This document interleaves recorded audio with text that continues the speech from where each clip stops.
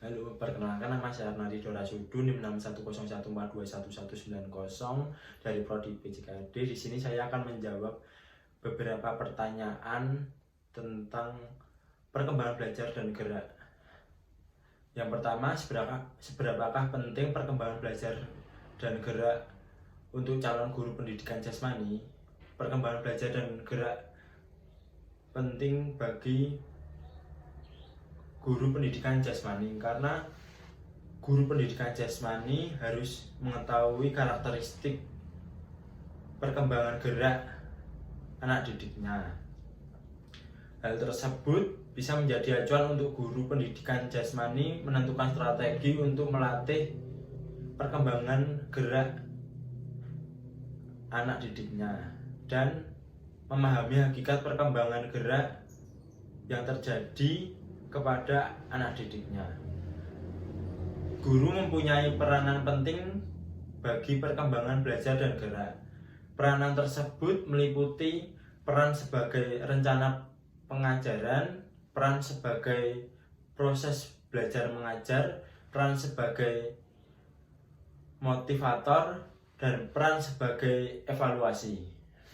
Ada 3 tahap dalam perkembangan belajar dan gerak. Yang pertama, tahap kognitif. Pada tahap ini, setiap guru akan memulai mengajarkan suatu keterampilan gerak.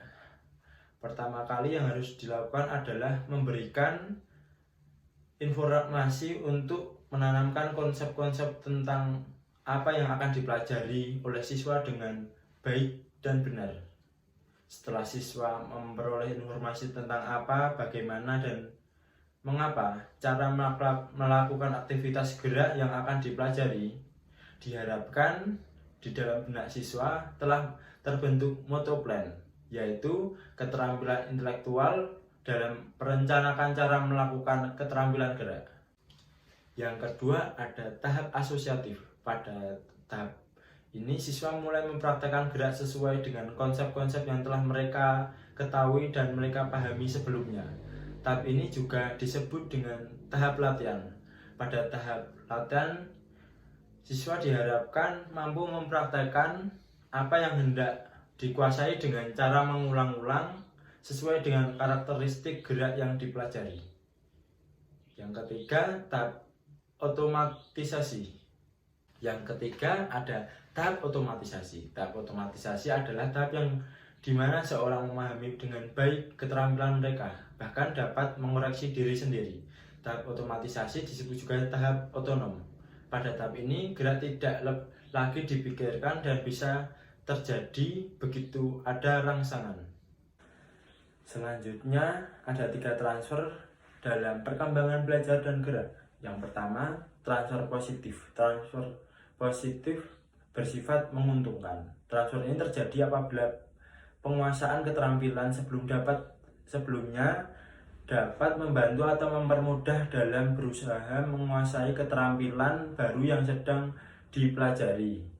Sebagai contoh, pengalaman baru bermain tenis meja sebelumnya dapat mempermudah dalam belajar olahraga tenis lapangan. Yang kedua ada transfer negatif. Transfer negatif adalah transfer yang bersifat merugikan. Transfer ini terjadi apabila penguasaan keterampilan sebelumnya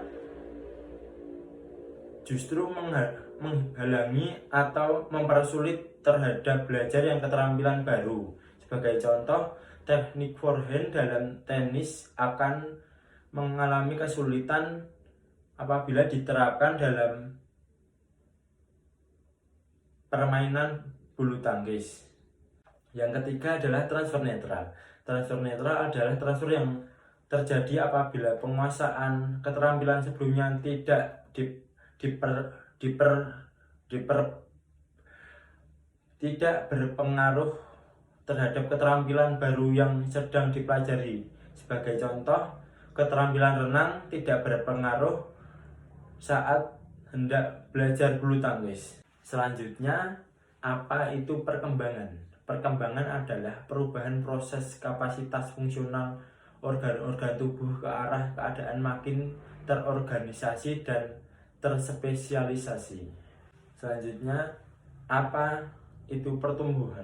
Pertumbuhan adalah peningkatan pada diri seseorang yang bersifat kuantitatif atau dalam ukuran, misalnya mengenai pertumbuhan fisik, di situ ada peningkatan berat badan dan tinggi badan. Selanjutnya, apa itu kematangan? Kematangan adalah kemajuan yang bersifat kuantitatif dalam perkembangan biologis.